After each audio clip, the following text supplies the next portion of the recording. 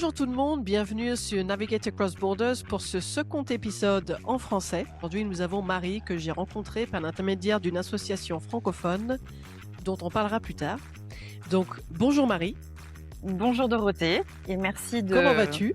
me laisser la parole. Très bien, Très c'est bien, l'été ici. donc là, nous habitons dans la même ville qui est à Bangalore dans le sud de l'Inde, mais la circulation est tellement chaotique et épuisante que même en étant dans la même ville, nous faisons le podcast en ligne. Donc c'est une des Exactement. particularités de l'Inde et de Bangalore. Donc que tu pourrais te présenter aux spectateurs et aux personnes qui nous écoutent de la manière dont tu voudrais qu'ils te découvrent. Bonjour à tous. Donc je suis Marie. On est arrivé il y a 2 ans bientôt avec, mon mari et mes enfants, pour une première, on va dire expatriation en famille. Et moi j'ai toujours été, fascinée par, l'étranger en général, puisque j'en ai fait un peu mon sujet d'étude en étudiant les langues. Et je suis partie vivre ensuite à l'étranger, j'ai eu ma première expérience professionnelle en Amérique du Sud. Donc ça, c'était le premier point. Le deuxième point porté aussi par une très grande curiosité, pour l'Inde, puisque justement quand j'étais au Chili, j'ai eu une espèce de fascination en découvrant, certains auteurs indiens. Donc c'est un pays que j'avais dans un coin de ma tête, lorsque l'opportunité s'est présentée pour mon mari, j'ai dit: «Vas-y, fonce, on y va».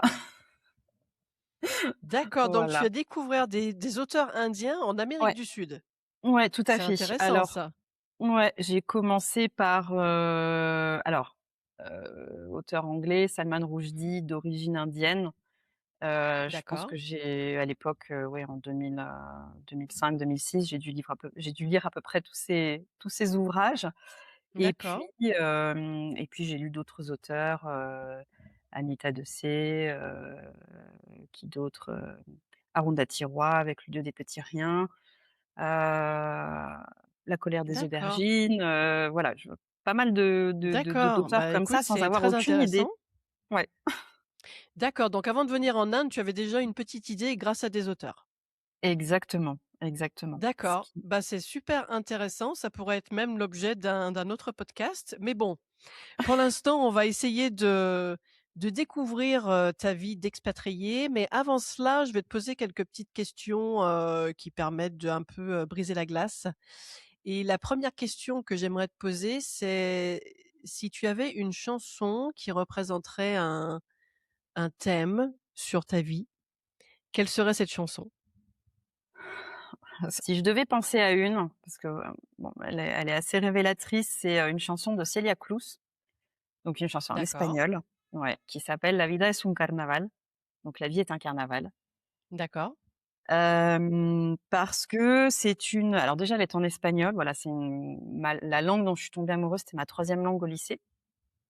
J'ai fait un bac L, anglais, allemand, espagnol, et c'est une chanson que j'ai découverte, lorsque j'avais une vingtaine d'années avant de partir en Amérique du Sud, avant de partir au Chili. Et en plus du rythme hyper entraînant, bon c'est une salsa, je trouve qu'elle a un message qui est hyper, positif, optimiste, qui tire vers le haut. C'est un antidote à la morosité, c'est un antidote à la tristesse, et c'est une chanson que je me suis souvent d'accord. mise dans les moments difficiles ou les moments où voilà, de solitude, où j'étais loin, où ça allait pas, j'arrivais pas à prendre de décision et cetera. Et en gros, elle dit: «Après la pluie, le beau temps», et je pense que c'est une, voilà, c'est un fil rouge, qui m'a beaucoup aidée.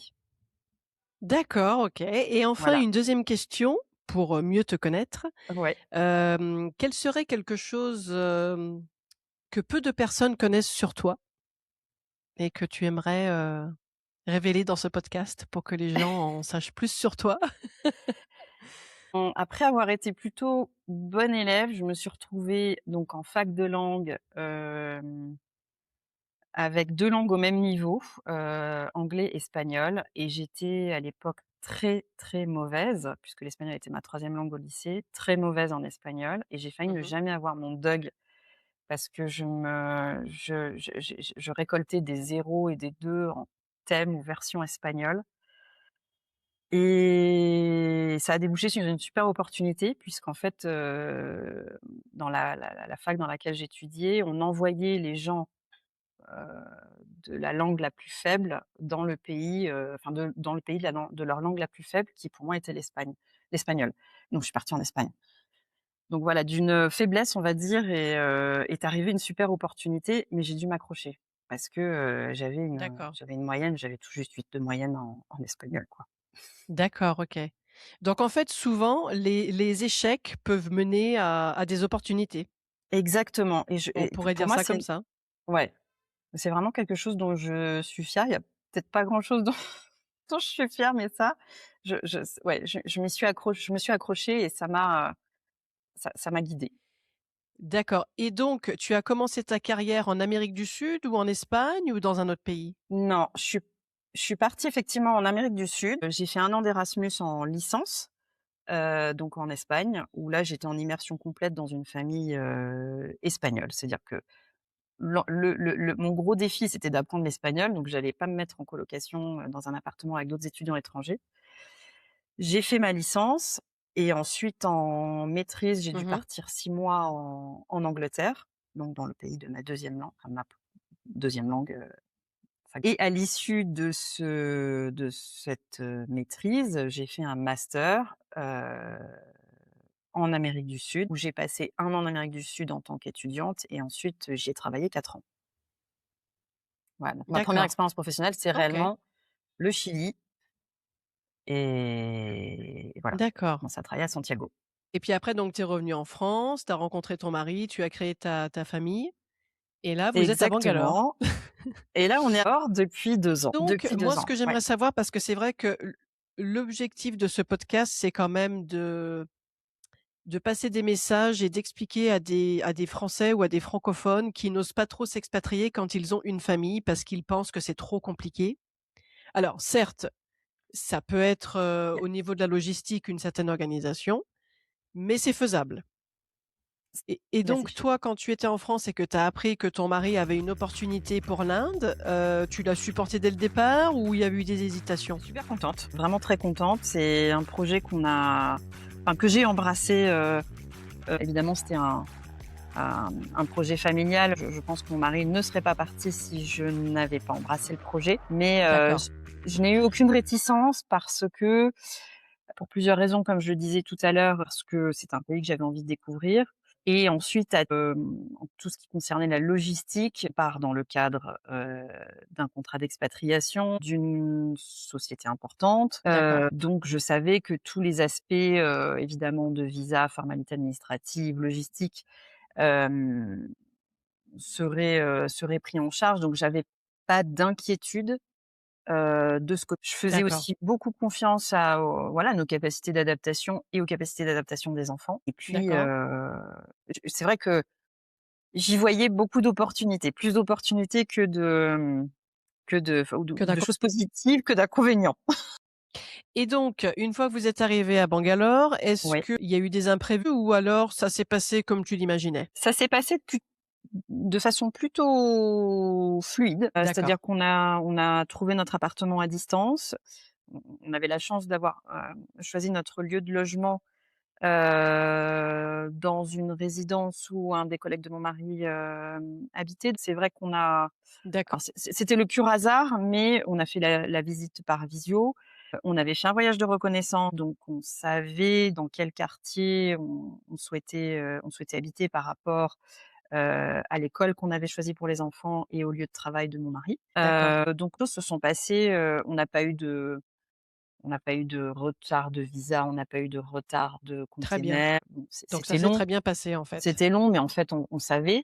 Après voilà, tout ne se passe pas du jour au lendemain non plus. Je pense qu'il faut être Exactement, patient aussi. Quand on va dans un autre pays, notamment un pays comme l'Inde qui est en voie de développement, mais qui fait quand même beaucoup d'efforts tout à fait, pour aider les gens qui s'expatrient, tout à fait. je pense qu'au bout d'un moment, je pense qu'on peut pas tout espérer du jour au lendemain. Non, non, tout à fait et encore une fois, le fait d'avoir été accompagnée par la société, Mmh, je pense que c'était un plus. L'expérience est peut-être un petit peu différente quand il y a moins d'accompagnement de la part de la société et quand 2 tout c'est à une fait, expatriation, je dirais, un individuel ou une famille qui déciderait de tout quitter en France et de trouver du travail en contrat local. tout à fait, Là, effectivement, il y a pas d'encadrement, pas de il y a moins de support. tout à fait. En revanche, en posant des questions, on se rend compte quand même que, il existe, une forte solidarité, on va dire, dans les communautés expatriées. C'est vrai. Lors de notre voyage de reconnaissance, j'ai tout de suite été intégrée au groupe WhatsApp, des différents, coins de Bangalore ou par centre Voilà, donc à d'intérêt, Bangalore, il y a un groupe voilà, WhatsApp qui s'appelle «Comment ça va chez vous?» donc j'ai ça trouvé va ça chez vous? excellent quand j'ai vu et aussi on a alors quelque chose qui existe un peu partout dans le monde, Bangalore Accueil. Tout à fait. Donc en fait, pour ceux qui ne sont pas expatriés, vous avez le nom de la ville plus accueil. Ouais, Donc moi, les villes où j'ai habité, parce qu'avant l'Inde, j'ai habité dans d'autres villes du monde et c'est vrai que d'avoir cette association qui est quand même dirigée par des bénévoles, donc ça, il ouais, faut quand même le mettre en avant et c'est exactement. des femmes, souvent des femmes qui quand même, font pas mal de choses pour organiser des activités pour les enfants et pour les personnes qui suivent leur conjoint ou leur mari ou leur femme. Ouais, Je complètement. pense que c'est un gros plus. C'est un gros plus, donc effectivement, j'ai découvert l'association, lors de ce voyage de reconnaissance et je savais que, l'association organisait pas mal d'activités d'intégration, mais peut également aider sur des aspects, plus pratiques, c'est-à-dire éventuellement rediriger vers, soit le consulat, soit une adresse de société de relocation, je ne sais plus comment on dit en français, mais c'est les Une société sociétés de déménagement et plus que déménagement, en fait, c'est des et sociétés de qui relocalisation, et de une personne relocalisation. qui oui, d'accord, Exactement. Donc il y a quand même pas mal d'informations c'est vrai. qui circulent à travers cette association, dont maintenant je fais partie et je ne connaissais pas le principe puisque moi, quand je suis partie il y a 20 ans, en Amérique du Sud, j'avais un contrat local et je ne fréquentais absolument pas les communautés, d'expatriés. Enfin, je n'étais qu'avec des Chiliens. Des locaux. Des D'accord. locaux, exactement. C'est un principe aussi que j'ai découvert, en arrivant ici. Et alors donc avant d'arriver ici, donc tu avais pris contact avec des gens par l'intermédiaire de cette association et sûrement, je pense aussi par l'intermédiaire du travail de ton mari, Alors ils ont dû te mettre en oui, relation avec c'est des anciens collègues? effectivement par l'intermédiaire de collègues de mon mari. Je pense, je n'avais pas pris la mesure, en fait, de ce que peut faire l'association. Mais en fait, j'avais une fois, en fait, que les grosses questions logistiques ont été réglées, j'ai pas eu forcément envie d'en savoir plus ou de me projeter c'est pas de me projeter, mais c'est de Et régler de trop tous les aspects planifier peut-être? exactement, Voilà, tu exactement. voulais voir comment ça allait se passer une fois sur place. Exactement, parce que je savais que de toute façon, il y avait de fortes chances pour que ça se passe pas exactement comme on l'avait planifié. À partir du moment où voilà, le logement était assuré, qu'on avait, l'école des enfants là, le reste, je me suis dit: «Bon, Voilà, tu c'est le plus découvriras». gros en fait. Je me suis pas renseignée sur où est-ce que j'irais faire mes courses, est-ce que je trouverais, j'en sais rien moi, de la pâte feuilletée, Mmh. Du moment qu'on a un logement et une école pour les enfants, je pense que c'est les 2 choses les plus importantes. exactement. Et en fait donc, parce que c'est vrai que moi de temps en temps j'ai des discussions quand je rentre en France de gens qui ont une famille et qui se disent: «Oui, mais on a une famille, c'est compliqué pour s'expatrier». Donc toi, en tant que mère,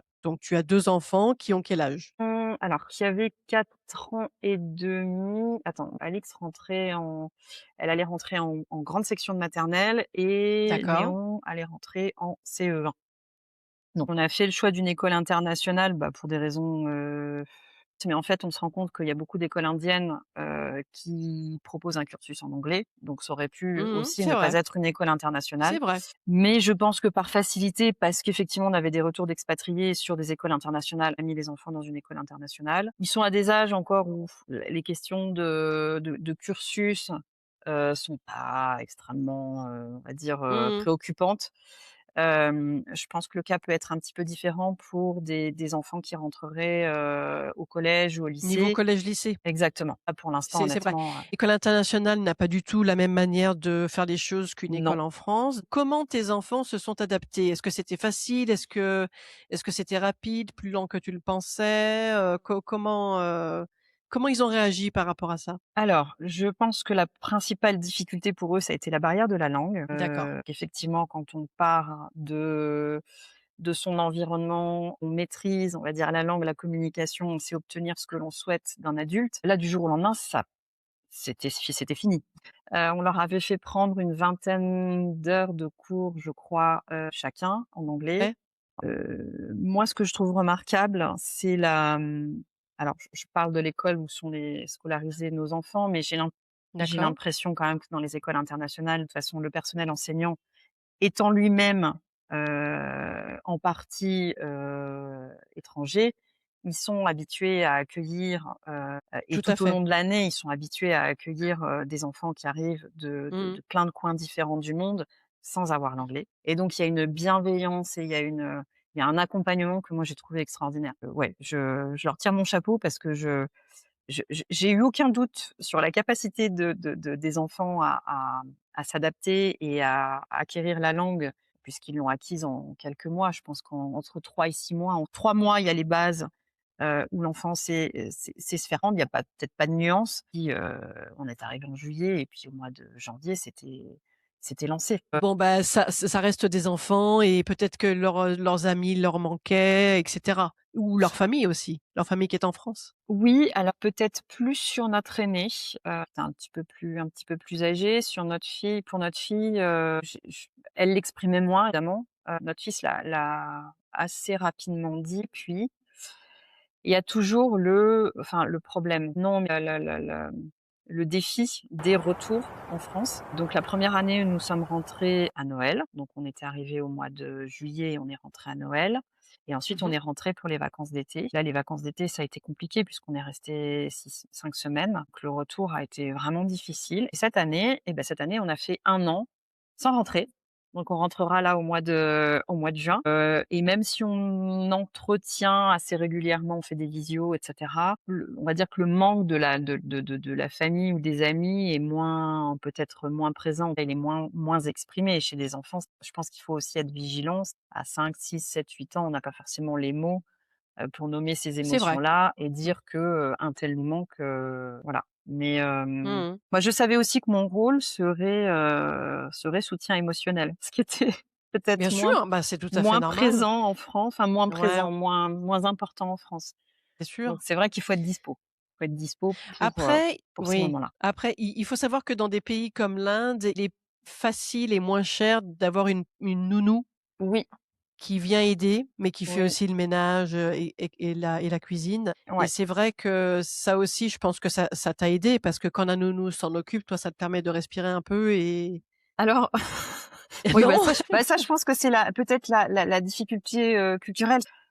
On peut avoir, cette aide-là. Moi, je l'ai pas complètement intégrée la première année. C'est-à-dire qu'on avait quelqu'un qui venait, D'accord, 2 fois par semaine. Bon, elle vient pas plus d'accord. souvent, hein. Cette année, elle vient 3 fois.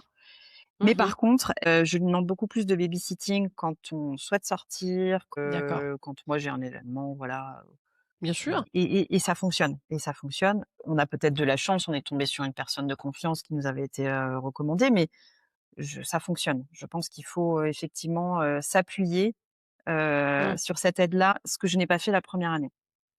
Si c'était à Après, refaire, je ben, le referais peut-être il fallait que différemment. tu t'adaptes aussi, hein, Exactement, la 1re année, tu savais pas trop comment ça marchait et tout à fait, voilà, tout à fait, elle aussi. tout à fait. On souhaite, ça je pense quelque chose d'assez, peut-être, occidental, un peu contrôler son petit monde. Mmh, bien sûr, Bah, c'est tout une à façon fait. d'avoir le contrôle dans un pays où on a quand même peu de contrôle, Peu de contrôle, c'est vrai, d'autant plus quand on est, conjoint suiveur ou, ouais. dépendant. Voilà, Et voilà. alors toi, donc tu as quitté ta vie professionnelle quand ton Ouais. mari t'a dit qu'il allait aller en Inde. Est-ce que tu penses que c'était compliqué pour toi?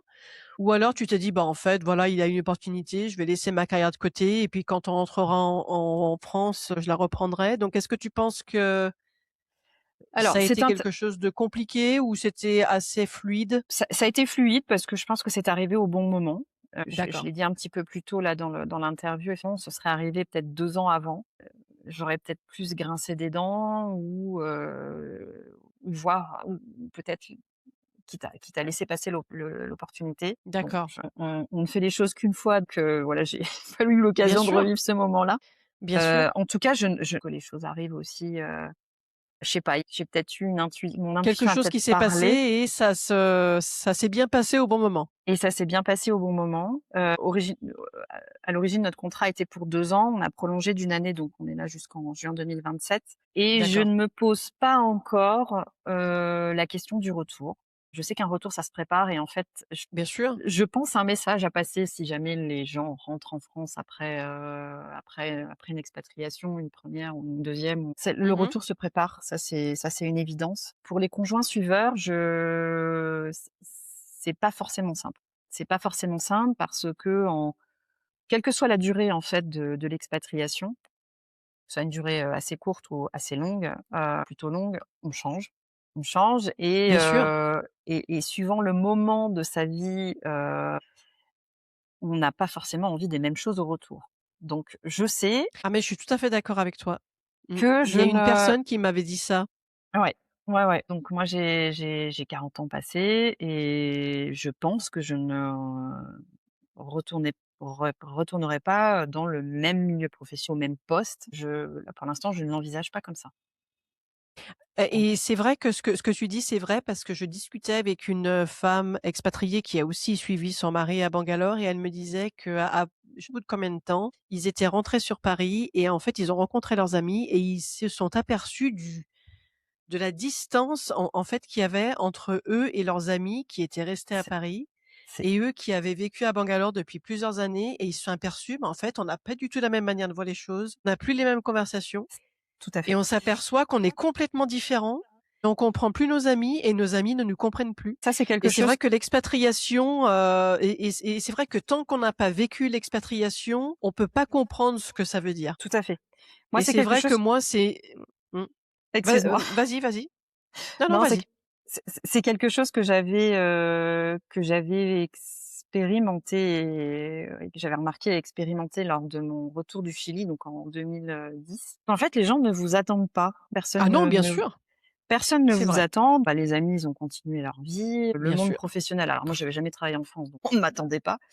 Mais et puis votre réseau, bah, le Elle change réseau, complètement. il a changé, professionnel change également et ça, c'est un gros en fait, je pense que dans le retour, il y a le contre-choc culturel. C'est-à-dire qu'on revient C'est dans vrai. son pays, mais on est un peu en décalage, parce qu'on a Ah oui, vécu non, mais ça, loin, c'est sûr.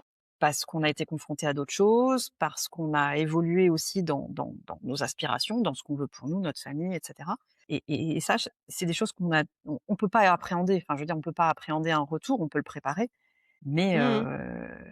l'appréhender, c'est dire: «Oui, ça va se Bien passer de sûr. telle ou telle manière», non, généralement, ça se passe pas Parce comme que ça. c'est oui, non, mais je suis d'accord avec toi parce que moi, ça fait plus de 20 ans que je suis expatriée en Asie. J'ai fait toute ma carrière en Asie. En Asie, ouais, C'est vrai que j'ose même pas imaginer venir travailler en France. Pour moi, là, c'est devenu le pays où il y a ma famille où et ta j'y famille, vais 2 fois mmh, par an pour leur rendre visite, mais c'est un pays de vacances. C'est pas un pays, où je pense pouvoir, faire ma vie exactement, et c'est vrai qu'il y a des personnes en France qui comprennent pas cette manière de voir la chose parce que, bah, c'est des personnes qui n'ont jamais été expatriées. Donc tant qu'on l'a pas fait, on peut pas comprendre, mais après, le monde est fait de personnes différentes et c'est pas plus mal aussi, hein. On n'est pas obligés d'être tous pareils et je pense qu'il y a pas une manière de voir les choses. Il y a des absolu personnes, l'expatriation, c'est pas leur truc et ils sont très bien dans leur pays, pourquoi pas? Mais il y a d'autres personnes comme moi, je n'imagine pas ma vie sans être une expatriée. Il y a pas de choses justes ou fausses. Et c'est tout ça que je veux dire. Chacun est différent tout à fait. et du moment qu'on est heureux dans la situation qu'on a choisie, c'est le plus important, je pense. Exactement. On a tous notre vérité et et les recettes qui nous conviennent. Je rebondis sur ce que tu disais parce que c'est une discussion que j'ai quand même, assez souvent avec les enfants, notamment avec notre aîné maintenant, en lui disant: «Tu sais, la France», Mmh parce mh. qu'effectivement, il a tendance à idéaliser la France en disant: «Oui, quand on revient en France, je vais retrouver mes copains» et pas forcément. Déjà parce que les gens ont peut-être déménagé, parce que quand on reviendra, tu seras peut-être pas dans la même école et ça en tant qu'adulte, on peut quand même essayer, se dire que notre vie, en retournant en France sera légèrement différente, mais les enfants, c'est une réalité qu'ils ont vraiment du mal à percevoir, Oui, bien sûr. et Parce qu'ils sont dans leur monde, innocent et naïf. exactement et ils pensent qu'ils vont Mais il y a reprendre des la adultes vie qui sont qu'ils comme ont ça quittée. aussi, hein. C'est pas que les enfants, il y a des adultes aussi qui pensent que quand ils vont revenir, tout sera comme avant et en fait non, Non, non, par tout n'est contre pas comme effectivement, avant. il faut C'est non, vrai, le c'est retour ne vrai, sera tout à fait. Donc si on en revient à Bangalore Accueil, pour ceux qui connaissent pas, donc voilà, suivant la il peut y avoir, Hanoï Accueil, Hong Kong Accueil, Pékin Ouais, accueille, voilà, et Delhi donc accueil, Bombay accueil. voilà, tout à fait, et donc est-ce que tu pourrais résumer l'objectif de cette association? Est-ce qu'une personne qui arrive avec son conjoint ou son mari ou sa femme pourrait trouver comme aide? Et alors tu as parlé de on en a parlé au niveau que ça peut aider pour des contacts, mais aussi ça peut aider pourquoi? Tu as trouvé de l'aide dans quel autre domaine? Alors moi, ce que je disais, c'est que je l'avais peu sollicité au départ et au départ, je l'avais plus envisagé comme étant une ressource pour me faire découvrir la ville, D'accord. un peu façon touriste, moins comme un réel, une réelle source d'information, par exemple. Parce que j'ai fait un voyage de reconnaissance, j'ai visité les écoles, j'ai vu des quartiers où loger et j'avais des retours d'expatriés, de la société de mon mari. Mais pour quelqu'un qui Mmh. n'aurait, qui serait, par exemple, je sais pas moi, le premier expatrié de sa société à partir ou qui déciderait de partir, en pas dans le cadre d'un contrat, depuis la France, mais en contrat local. Je pense que ben, alors Bangalore Accueil est je dirais un facilitateur d'informations, d'échanges sur la ville. On est en lien également avec le consulat, donc c'est-à-dire qu'on peut, heu, on peut, on peut vous aider, enfin, on peut aider pour, je sais pas moi, une inscription sur une liste électorale et cetera. Voilà, on donne le contact du consulat. Mais je pense que la vraie valeur ajoutée de Bangalore Accueil, c'est sur l'accueil des ressortissants, pas juste français, hein, francophones. Francophone, oui, c'est vrai. Ouais, tout à fait, parce qu'on a des membres qui sont belges, qui sont espagnols, mais qui parlent français et cetera. Donc c'est plus, voilà, un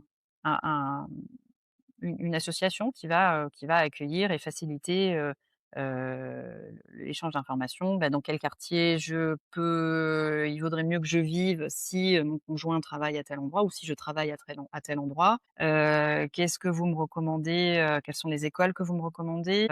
Quel est le type de cursus dans telle ou telle école?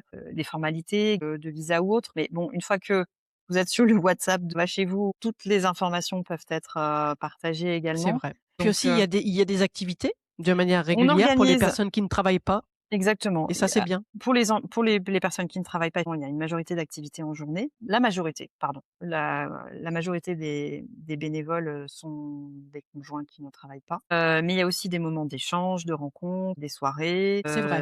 des Mmh. conférences, Il y a des brunchs il y a des aussi. brunchs, voilà. Heu et beaucoup d'activités autour d'artisanat local parce qu'on est quand même dans le pays de l'artisanat.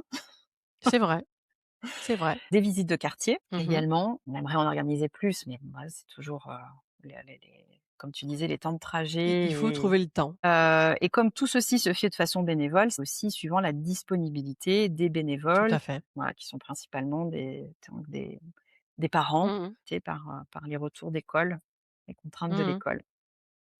Non, mais bien Voilà. sûr. Mais c'est vrai que tout à l'heure, on parlait de groupe WhatsApp. C'est vrai que ça, c'est vraiment utile parce que je vois souvent des messages de Français ou de francophones qui vont arriver dans 5 mois, par exemple, et ils disent: «Voilà, j'arrive dans 5 mois», et ils posent toutes leurs questions, et Tout c'est à vrai fait. que ça montre que vous pouvez planifier à l'avance votre arrivée à Bangalore ou dans une autre ville où il y a des francophones, et les Complètement. gens qui font partie de ce groupe ou de cette organisation peuvent vous guider, voir. Ouais, Moi, tout à j'ai fait. déjà parlé au téléphone avec Sylvain, le de, Sophie, De Sophie, ouais. avant qu'ils viennent. Genre, je crois que c'était 5 mois avant qu'ils arrivent, et on a eu une discussion sur mon quartier, Ouais, et en fait, ils habitent dans mon quartier. tout à fait. Parce qu'il s'est aperçu que c'était le quartier où ils devaient habiter, et ils en sont très contents, et c'est vrai qu'on a possibilité de parler au téléphone avec des gens qui sont là depuis quelques années, et ça, je trouve que quelque part, c'est rassurant. C'est incroyable. C'est pour ça que ma seconde expatriation ne ressemble pas du tout à la première, il y a 20 ans, il n'y avait pas WhatsApp et Et qu'aujourd'hui, comme oui, tu le disais, il m'est arrivé aussi de parler à des francophones qui allaient arriver. au Mmh. sujet de l'école, au sujet de, bah, je recherche, je sais pas, une nanny à temps plein parce que j'arrive, avec 2 enfants et on va être 2 travailler Mmh. et des enfants en Mmh. bas âge, je leur tire mon Mmh, ouh là, chapeau. oui, donc il faut quelqu'un Ouais. pour garder les gamins. Exact. Dans les conseils qui peuvent être partagés, il y a, les personnes qui voyagent avec des animaux. Ah oui, ça, c'est très important parce qu'alors les régulations sont différentes d'un pays à l'autre et ça peut être très intéressant ça. Je suis Exactement et d'accord. en ce moment avec les événements au Moyen-Orient, énormément d'informations Oui, qui circulent, bah, sur les disponibilités de vol, les meilleures mmh, c'est vrai. combinaisons, à faire. Non, non, il y a une i je pense qu'il y a énormément d'informations qui peuvent être, partagées, et qui permettent d'avoir un panorama assez clair, ce que l'on peut trouver, des éventuels désagréments parce qu'on en aura, mais je pense que les familles qui veulent jouer l'expatriation en Inde, heu, C'est tout à fait possible. c'est tout à fait possible, vraiment. Ah, c'est sûr que dans une grande ville, c'est plus facile que dans un village, mais bon, je pense pas qu'il y ait des gens qui fassent ça. Mais c'est vrai que les grandes villes indiennes sont quand même assez développées Com pour avoir des appartements confortables, pour Complètement. avoir des écoles, qui peuvent correspondre, Ouais, à ce que les enfants ont besoin et d'ailleurs, Sophie et Sylvain, leurs enfants sont dans une école indienne tout à et fait. ils en sont très contents. Ils en sont super Donc contents. certes, voilà, il y a eu cette barrière de la langue, mais les enfants en sont très contents aussi, hein.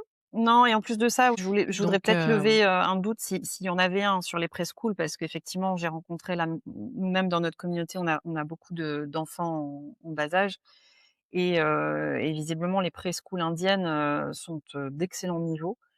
mmh Les enfants sont exposés bien entendu à l'anglais, mais à d'autres langues, donc la langue régionale, le mh, kannada, bien sûr, l'hindi, donc ça c'est une richesse, c'est incroyable en fait bien à sûr. Ah à ben à c'est une 5-6 ans, exposition culturelle.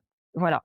C'est C'est une à 5 exposition culturelle, langagière, enfin moi c'est ce que je dis dans dans tous mes podcasts, la langue c'est la culture. C'est vrai que dès le plus jeune âge d'être exposé à ce genre de choses, je trouve que c'est une chance qui est inouïe. Et je dirais même que quand ils sont petits comme ça, c'est même mieux qu'une école internationale. Parce qu'ils tout sont à fait, vraiment exposés avec des enfants locaux tout à et ils fait. découvrent, Tout à fait, d'ailleurs, le les l'Inde jours vraie, si je pourrais dire ça comme ça. les Parce que jours c'est le vrai qu'une école internationale, bon, c'est l'Inde, mais c'est un cocon aussi, avec des gens qui parlent anglais de partout, voilà. Donc c'est une, chose qui est complètement différente. Donc, je pense que les 2 ont leurs avantages. tout à fait. Oui, je pense pas il faut peut-être pas mettre de rivalité. En plus de ça, quand on parle école internationale, pour l'école dans laquelle, sont les enfants, il y a quand même une majorité d'Indiens. Certes, des Indiens Oui, qui ont, des tout familles à fait. indiennes qui ont les moyens de mettre leurs enfants dans une école internationale, Mmh. mais on est sur Oui, un ratio, je pense, 60-40 ou 70-30. ouais. Donc même en Hem, école internationale, ils découvrent quand même la tout culture indienne et c'est intéressant aussi. Ouais, tout C'est à vrai, fait, tout à fait, ouais. tout à fait. Après, Donc c'est vrai que quand les enfants sont au collège et au lycée, aller dans une école indienne, pure, ça peut peut-être poser quelques problèmes au niveau des programmes, mais ça peut peut-être marcher aussi. Donc, alors je connais pas de cas en fait, J de non, j'ai Français. j'ai eu de connaiss j'ai pas eu connaissance, enfin à ma connaissance, là de Français qui sont à Bangalore, que je La connaîtrais majorité vont dans des écoles internationales quand ils sont au collège et au lycée. ouais, tout à fait, parce qu'il y a quand même une exigence, ensuite de diplômes, Bah, voilà, qui sont un peu sanctionnants quand on rentre en France. c'est vrai et puis c'est pas de partout qu'en France on a les des programmes internationaux, mais Alors c'est c possible. Mais c'est c'est possible de suivre des cours avec le CNED. oui, C'est une possibilité. Il y a le groupe, FLAM, oui, FLAM. alors Alors ça je sais pas si ça existe toujours ça. ça existe, mais il faut des volontaires, il faut Ah, des faut des bénévoles, volontaires, ouais, oui, tout à fait. c'est vrai que c'est fait par des volontaires. C'est fait par des Mais je trouve bénévoles, que l'idée est bien, mais il faut c'est trouver extraordinaire. des gens qui aient le temps. Malheureusement, dans notre quartier, dans le nord, on n'a pas de bénévoles, mais je sais qu'à Whitefield, donc à l'est de Bangalore, il y a une grosse Ah, communauté c'est bien française. ça. Ouais et donc il y a des super bénévoles, Mmh. qui Bah, qui perpétuent, aide les enfants à et qui aident les enfants à poursuivre. maintenir voilà, c'est ça, C'est bien à ça. maintenir un niveau de français, parce qu'on perd vite, hein. Ah, mais bien On n'a pas sûr. fait ce choix, pour des raisons de pénibilité et pour pas mettre plus de contraintes aux enfants. On a fait le Mmh. choix de ne pas, leur faire suivre d'enseignement en français. On verra comment on gère au retour, mais c'est vrai que c'est un sujet. C'est un sujet, Après on voilà. peut pas tout faire non On peut pas voilà, exactement. On On peut fait pas, parce que on fait par c'est vrai priorité. que je suis d'accord avec toi, quand les gamins, ils rentrent de l'école, est-ce qu'ils ont encore envie d'étudier avec toi ou avec une autre personne, tout en français? Les gamins, quand ils rentrent de l'école, ils sont fatigués, hein, donc Ils c'est pas sont évident. fatigués et les journées, je dirais, sont aussi denses qu'en France, hein. C'est-à-dire qu'ils vont commencer plus tôt et finir plus tôt, mais on est quand même sur une journée standard de 7-8 heures d'école. Bah oui, et Donc puis ils parlent anglais toute la journée, donc ça, c'est ils pour un parlent anglais enfant toute dont la journée. l'anglais n'est pas la langue maternelle, ça Exactement. demande des efforts et puis c'est plus fatigant. Tout à fait, tout à fait. Donc c'est vrai qu'il y a une réalité. C'est vrai que c'est bien de continuer à suivre le parcours français, mais c'est pas toujours évident. On fait comme on peut, comme on veut, Ah oui, tout à fait. suivant ses propres contraintes, les dispositions des enfants, hein, parce que nos enfants sont tous différents. Mais ouais. Mais ce que je il y a un point que j'aimerais souligner quand même sur Oui. l'enseignement, je sais pas si c'est la même chose dans les écoles indiennes, mais en tout cas, moi, ce que je mets vraiment en avant dans les écoles internationales, c'est l'accent qui est mis sur les compétences, ce qu'on appelle les soft skills, Mmh. et Les sur attends et c'est plus sur, les aptitudes des enfants, voilà, c'est plus l'intelligence oui, c'est-à-dire, c'est plus les compétences de la vie de de tous les jours, tous en les fait. jours. C'est pas que académique. Et ça, c'est incroyable parce qu'un jour, je m'en suis C'est vrai.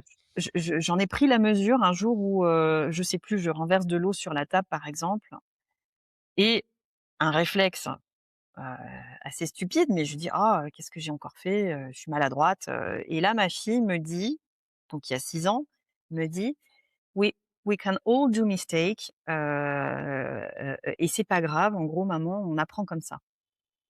Et là, je la regarde et c'est je commençais à m'énerver toute seule et là, je suis redescendue et je lui dis: «Mais tu as parfaitement raison et ça, j'aurais bien aimé qu'on l'enseigne à ton âge». C'est vrai, alors ça, c'est le point de vue anglophone. Dans les écoles C'est génial. internationales, c'est l'éducation à l'anglophone où on positive les erreurs.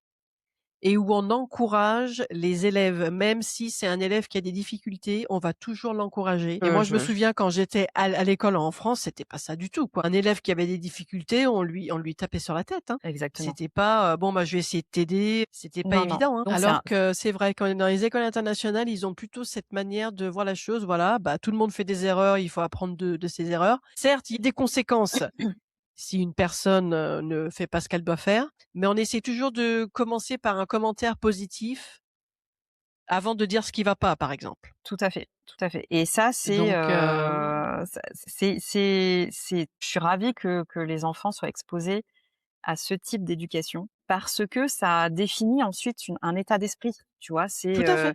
Je vois le verre à moitié plein plutôt que de le voir à moitié vide.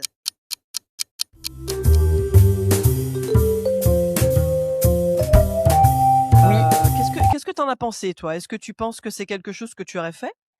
Ou qu'est-ce que tu en as heu, pensé? c'est c'est une très bonne question. Je ne sais pas si je l'aurais fait, par mes connaissances, probablement et puis ensuite par le récit, que m'en a fait cette amie qui a accouché en Inde. Mmh. Oui, il y a quand même une grosse différence culturelle, hein. C'est vrai que, généralement les hommes ou les maris sont peu présents, hein, dans on va dire un accouchement un peu Mmh. typique traditionnel indien. Ouais. C'est une histoire de femme, ça reste encore une histoire de femme, même pour les jeunes générations même en ayant accouché, si elles ne sont pas avec leur maman ou leur belle-maman, elles reviennent ensuite dans leur famille pour présenter leur enfant. Mais là, Mmh. oui, c'était une expérience un petit peu douloureuse pour cette amie, mais c'est tout à fait possible. D'ailleurs, là où je vis, on est entouré de maternités. Avec toutes les facilités qu'on peut imaginer, les accouchements dans l'eau sont je crois possibles, Oui, péridurale existe, ils font des césariennes si jamais il y a le moindre souci donc là c'est très, très personnel, hein. ouais. À titre personnel, je sais pas si je l'aurais fait, Parce que je pense qu'un par accouchement, c'est méconnaissance. déjà très stressant. Donc si en plus tu es dans un pays où tu sais pas trop si ça va se passer comme chez toi, Tout je à pense que fait, c'est quand même tout à assez fait. stressant. En ayant eu un suivi de grossesse, peut-être différent qu'en France, Mmh. ouais, moi C'est complètement possible, hein. J'ai eu connaissance également d'autres personnes qui avaient accouché avant cette amie, Mmh. Tout à heu fait. et je pense que Après tous je les ans à ouais. Bangalore naissent plein de petits bébés, de couples, Bien sûr. soit Et puis je étrangers, pense soit mixtes, hein. ouais. Je pense aussi que si la femme a déjà eu des enfants, déjà je pense que le stress, il est un peu plus bas. Mais une femme qui n'a jamais accouché de sa vie et qui le fait en Inde, ça peut être un peu challenging, mais aussi c'est une Un femme qui peut aimer l'aventure et qui serait OK avec ça. tout Ouais, Donc tout à après, fait, tout à fait. c'est Bon, il y personnel. a aussi c'est très personnel et puis il faut prendre en compte effectivement que l'accouchement ne se fait pas dans sa langue, ne se fait pas en français, hein.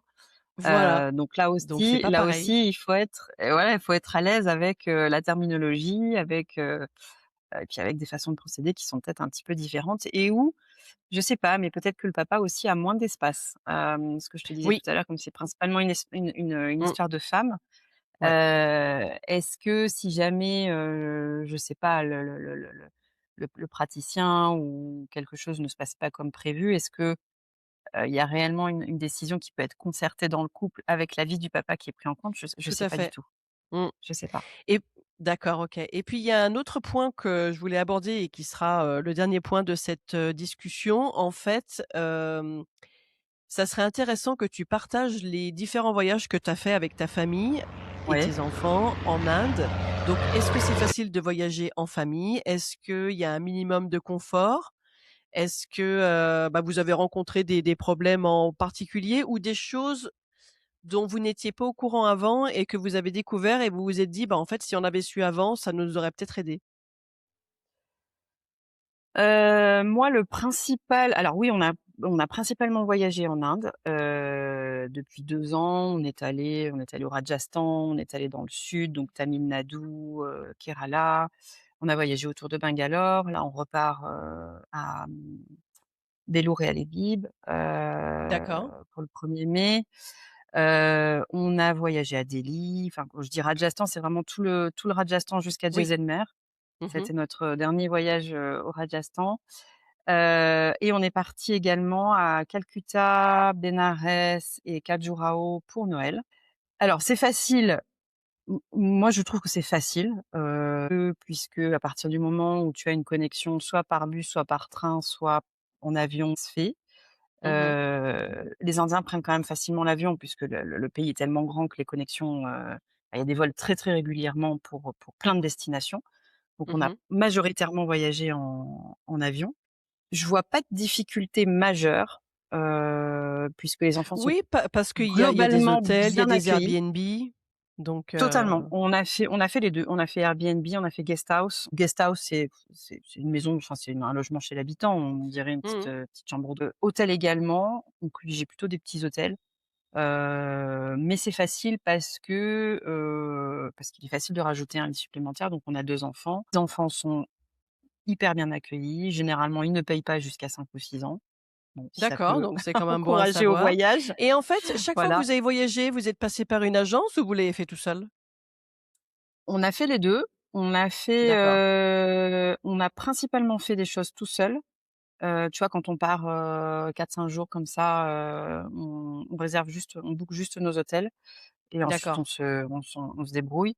Mais on est aussi passé par une agence qui est un Indien qui fait ça depuis, une trentaine d'années, que j'avais recommandé d'ailleurs à pas mal d'autres expats et qui en sont ravis parce qu'il s'adapte vraiment à ce qu'on veut et il n'est absolument pas, il pousse pas à te mettre dans un hôtel 4 ou 5 étoiles si tu n'as pas envie et nous, c'était pas le type de voyage dont on avait Mmh. envie. Voilà. Après, il y a des destinations qui sont plus ou moins oppressantes avec de jeunes enfants. Oui, Je te cache pas que voilà, notre petite Alix, on la prend souvent sur les épaules parce qu'il y a tellement de monde que c'est elle qui demande.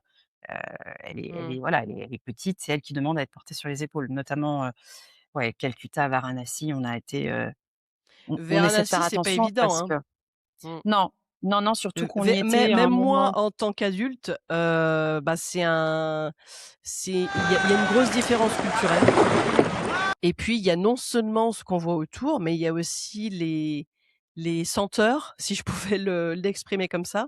On n'est Ouais, pas alors habitué à ces senteurs. C'est assez, ouais, c'est très fort et on voit des c'est pas gens dont on ouais. n'a pas l'habitude de voir. Donc ça peut Complètement, faire peur à des enfants. complètement. Alors, ils n'ont posé aucune question, on les avait briefés. On est allé effectivement sur les GAT où il y a des crémations 24 heures sur 24. Mais si tu ne veux pas voir, tu ne vois pas. Oui, c'est vrai. Même si tu si voilà, les corps sont quand même protégés. Alors on rentre un peu dans le détail, mais les corps sont protégés et quand on a vu des processions, voilà, de corps qui descendaient vers le Gange, on leur a expliqué ce que c'était. Mmh, Mais ne voyant bien rien, sûr. en fait, ils n'ont pas, j'ai Ils ont l'impression qu'il peut-être n'y a pas pas eu de réalisé? trauma et ils n'ont pas réalisé et par la suite, ils n'ont Mmh. posé aucune question. Bah, c'était un voyage, D'accord, donc en fait, pour ils ont eux, regardé et puis voilà. ça a été un voyage impressionnant par la quantité de gens, mais pas Mmh, par la symbolique qu'il y a autour. C'était pour nous, d'accord. je pense que c'était plus fort, Ah parce oui, moi quand j'y qu'effectivement, quand suis tu es sur allée, les Ghats, j'ai eu plusieurs tu sensations, plusieurs, émotions et mon ouais, problème et ça je pense que c'est bon à savoir pour les gens qui voyagent à Varanasi, le problème c'est que je m'étais pas assez renseignée parce que moi je suis un peu, dernière minute sans lire trop de choses et on j'y avait étais fait restée pareil, hein. une semaine et Ah en oui, fait une semaine j'avais trouvé que c'était trop. Je pense que 2 ou ouais, 3 jours, c'est largement suffisant. Et en tout fait, à fait, c'est ça. ce que je voulais faire, je voulais prendre un transport pour aller dans des villes aux alentours et c'était beaucoup Mmh plus mh. compliqué que je ne le pensais. J'étais allée dans une sorte, d'office de tourisme et la personne parlait pas anglais, donc je parle pas indien, donc c'était très compliqué et Ah oui, c'était un voyage effectivement. que j'avais fait toute seule et donc bah, je me suis débrouillée pour essayer de trouver des guides pour aller à droite et à gauche, mais je me suis aperçue que les guides, c'était pas des vrais guides. Donc ils inventaient des histoires. Bon, ça Oui, fait alors, partie du jeu, ça ça ça a fait partie de mon voyage, mais en relisant les des choses par rapport à ce que le guide m'avait raconté, bah, je m'étais aperçue qu'il m'avait raconté n'importe quoi. Mais bon, après, je me suis dit: «Bah, voilà, ça fait partie du de l'aventure» et voilà. ouais, alors ça c'est vrai que la qualité des guides, tu en parles, la qualité des guides est très, très incertaine Ouais, d'une destination à l'autre. Le c'est vrai. guide qu'on a dans tous les voyages qu'on a fait, le guide qu'on a vraiment, vraiment beaucoup aimé, c'est celui de Calcutta. C'est un monsieur qui était né à Calcutta, qui doit avoir mon âge, je pense, qui avait toujours voyagé, toujours vécu à Calcutta, enfin travaillé à Calcutta, qui avait voyagé à travers l'Inde, mais qui travaillait à Calcutta et il nous a donné énormément de ouais, de petites anecdotes, notamment, tu vois, sur les mouvements aussi, culturels et artistiques, qui sont Ouais. nés à Calcutta, et moi j'ai adoré cette visite, hein. C'est une ville qui est pareil, hein, qui c'est pas la même que Bangalore, Ah mais bah, oui, j'ai ça j'ai n'a rien à adoré voir. cette ville. J'ai adoré cette ville et je pense que je l'ai adorée grâce au guide. Grâce au guide. Mais Ouais, moi, je ouais. me souviens, donc j'étais passée aussi par un agent et je pense que c'est le même qui, s'appelle KD, je crois. Eddy, ouais, ouais, Voilà et en fait, chaque fois, il m'avait recommandé des guides qui parlaient français et je pense que c'était d'une une bonne qualité et il y avait des gens qui d'accord. m'avaient recommandé sur le groupe, WhatsApp français, Ouais, d'autres ouais, guides français qui pouvaient être avec moi et c'est vrai que quand on nous recommande un guide, souvent on est moins déçu que si, ouais, ouais, ben, ouais. quelqu'un nous recommande un guide et on sait pas trop quelle est la qualité du guide. Tout Et ouais, c'est ouais. vrai qu'une visite guidée correctement, bah, on voit la ville d'une manière totalement différente, en fait. On voit la côté ouais, exactement, exactement et tu vois, moi, je suis allée plusieurs fois au Rajasthan, dans différentes villes, j'aime beaucoup cette région et j'ai souvent été déçue par les guides, Mmh. pour plein de raisons parce que, effectivement, ils te donnent peu de background, historique, culturel de la ville. Mmh mh. Quand tu visites un monument, souvent ils te disent: «Bon, bah, allez-y, moi je reste là». Ben non, ah si. Moi je fonctionnerais quand même plutôt par recommandation. Ouais, c'est une bonne idée. Quand les gens ont été satisfaits, puis c'est vrai qu'on peut se renseigner un petit peu en amont. C'est vrai, Mais c'est vrai. quand on organise, tu vois là, on part là pour le week-end du 1er mai, on sait où on va dormir, on sait plus ou moins ce qu'on va visiter, mais on va le faire tout seul. On le fera sans guide et je trouve que ça donne aussi, de le faire sans guide, bah, il y a les pour et les contre, hein, mais Bien sûr. tu as peut-être un peu plus de spontanéité et tu passes à côté de choses, c'est certain, mais tu as plus de spontanéité et avec des enfants, moi j'apprécie parce qu'on peut un peu plus prendre le temps. La recommandation que je pourrais faire quand les gens voyagent avec des enfants, c'est vraiment adapter le rythme du voyage aux enfants parce Ah bah que, oui, bien sûr, bien sûr. moi, j'aurais tendance à, voilà, tu vois, vouloir faire plein de choses, et je me suis calmée et restreinte là-dessus parce que sinon c'est infernal pour eux Bah, et c'est donc ils sont infernal pour fatigués nous. Ils et sont en plus, fatigués. pendant Ouais, cette période-là, il fait très chaud. il Donc fait super quand chaud. il y a de la chaleur, c'est encore plus compliqué. Ouais, tout à fait. Oui, ça aussi, se renseigner sur les conditions climatiques des destinations qu'on veut visiter avant, Ouais, parce que c'est vrai quand on approche de la mousson, il y a beaucoup de destinations qui deviennent, bah, ça devient très compliqué parce que compliquées. s'il pleut Ouais, tous les jours, au bout d'un moment, c'est pas évident et s'il il y fait a trop ça et la chaud, chaleur. La c'est chaleur, compliqué aussi. Bah, au ouais. autant pour les adultes que pour les enfants. Et non, non, je dirais que de façon globale, parce que je ne me souviens plus si on l'a dit, mais l'Inde est quand même une destination hyper safe, pour voyager. Oui. On n'a jamais été, embêtés, on s'est jamais senti en insécurité. Mmh. Les gens sont globalement bienveillants, font attention aux enfants. Il faut faire attention à voilà, à la quantité, hein, plus qu'à, des actes de malveillance, mais c'est vraiment, oui, la quantité de gens qui peut être, surprenante, déroutante, et dangereuse. À certains Tout à moments. fait. Mais sinon, non, les gens sont gentils et accueillants. Il faut venir visiter l'Inde. C'est vrai, je Faut suis pas avoir d'accord avec peur. Je toi. dirais, il ne faut pas avoir peur de visiter l'Inde, ouais. Où il faut pas avoir des a priori par rapport à des choses qu'on aurait lues ou vues sur les médias sociaux parce Ouais, qu'il y a souvent de fausses informations ou ouais, alors ouais, tout à fait. on met le zoom, sur un événement qui s'est passé et on en fait une généralité. Moi, Tout je à fait, pense qu'il tout y a à des fait. choses qui se passent en Inde qui pourraient se passer partout dans le monde. Donc il faut pas non plus Effectivement, penser que, parce que c'est un pays en et voie de développement, c'est plus compliqué. ouais, ouais. Après c'est la tolérance de chacun, hein. C'est vrai que c'est un pays Tout à fait. qui peut être bruyant, qui peut être Mmh. sale, mais moi j'hésite pas à emmener les enfants le week-end, alors pas tous les week-ends, mais on va souvent visiter Bangalore, hein. Je les emmène, voilà, à Chippet, Care Market, Mmh. Maleshwaram, à des destinations qu'ils aiment plus que d'autres, mais Oui, voilà, mais ça ça leur fait découvrir, l'Inde tout à vraie. fait. Ouais, Parce ouais, que aller dans des centres commerciaux ou des endroits qui sont polis et très occidentalisés, ben, en fait, c'est pas l'Inde. tout à fait. Donc ça C'est sert pas le à genre rien. de centre que nous fréquentons.